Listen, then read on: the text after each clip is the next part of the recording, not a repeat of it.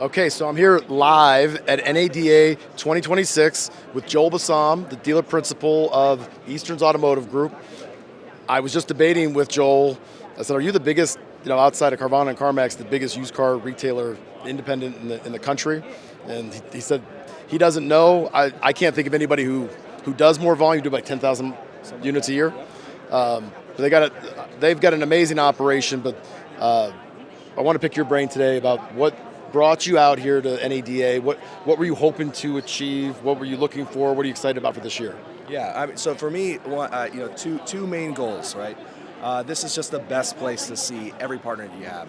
You can go and meet leadership from every team, and for groups like ourselves, that's where we reset with leadership, look at our portfolios from our previous year, whether it's technology based, whether it's lender based, whether it's acquisition based, and look at goals of what we can do for this year, and then consolidate that across our entire group. And that's one side of it, and that's like kind of networking and kind of goal setting. Other side for me was actually we came into this show with consolidation has been the story of automotive, right? We were looking to consolidate our tech stack. I'm not looking to add on more bolt-ons. I'm not looking to add on more plugins. I want to simplify and reduce. That's a great theme. Yeah, this is a year where I think we are expecting a good bounce back from previous years, especially in the used space. Availability is going to start coming back. Off-lease numbers are going to be stronger at the end of this year. We expect there to be more inventory. We expect that to push the costs down, affordability creeping in, the delta between used and new will grow. That means that there's more opportunity, and to execute on that, you can't have this messy stack of technology competing against yourself. So how do you, I completely agree with everything you just said. How do you see over the next year, 2 years, a lot of this stuff distilling down and getting simplified and consolidating? What does that look like? Oh man, I think this even next year will be very intense. You look at the power of these AI coding systems, and we've all joked and talked about vibe coding and what that means and what it could mean for the industry. But if you don't have access to proprietary data, like a Car's Commerce, I'll shamelessly plug. If you don't have access to that, there's nothing proprietary with technology. You have an idea, you can build an app in an hour. We had an amazing meeting with Cox earlier today. They talked about this. They are really investing deeply in AI.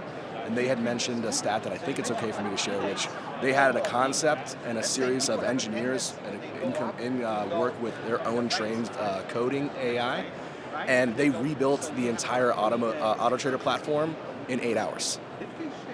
That's unbelievable. Can you think of apply that to everything? You have an idea about how I want to build a bot to acquire off Facebook Marketplace, an idea and a Claude login, you can have an app spun up that's pretty decent.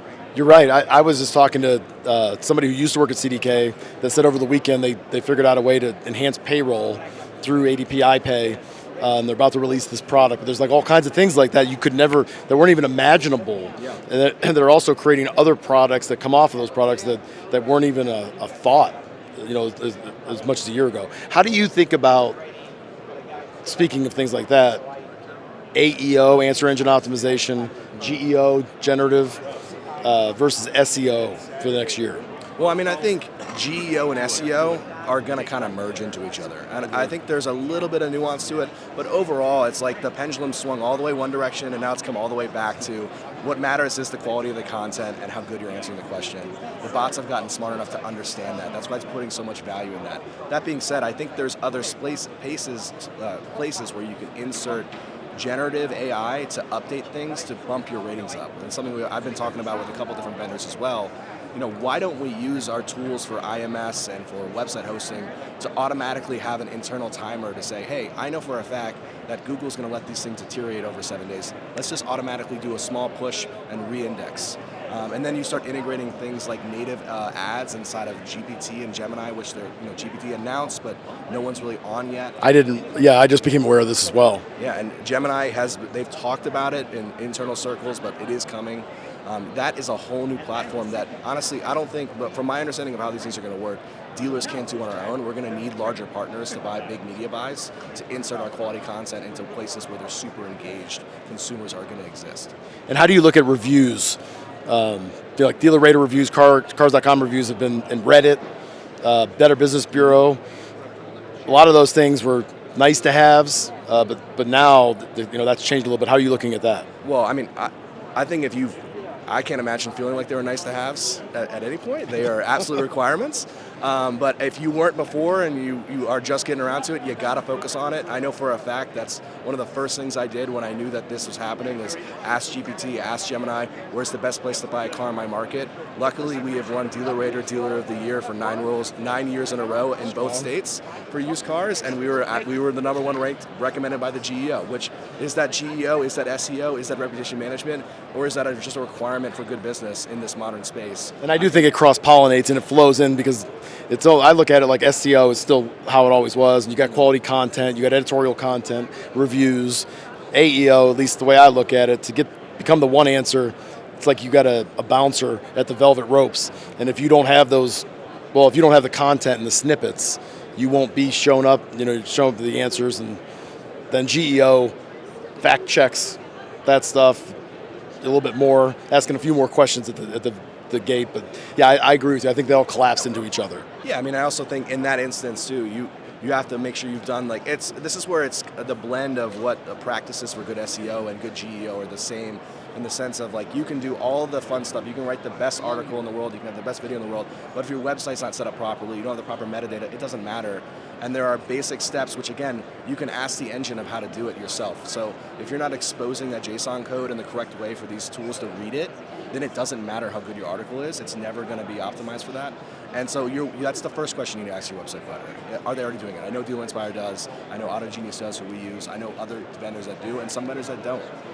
And so that's a good old thing. Just put your own dealership website into these systems and ask it to read it. And if it can't, then it can't. And so, regardless of what the content's on there, it's one speaking Mandarin and one speaking French. It doesn't matter. So all the dealers that are watching this right now that are thinking that you're speaking another language that they haven't heard of, with JSON and schema and structured data and all this stuff, what should they be thinking about? What should be keeping them up at night that is not on their radar? This came up yesterday. Someone was asking, do you feel behind and anxious, which I think is kind of what you're asking as well. Yeah, you should, and that's a good thing, by the way. That fear is what keeps you going. It's it's the same business that we've always been in. It's just a different kind of placement. I would say that you should focus on one thing at a time and get it over the finish line.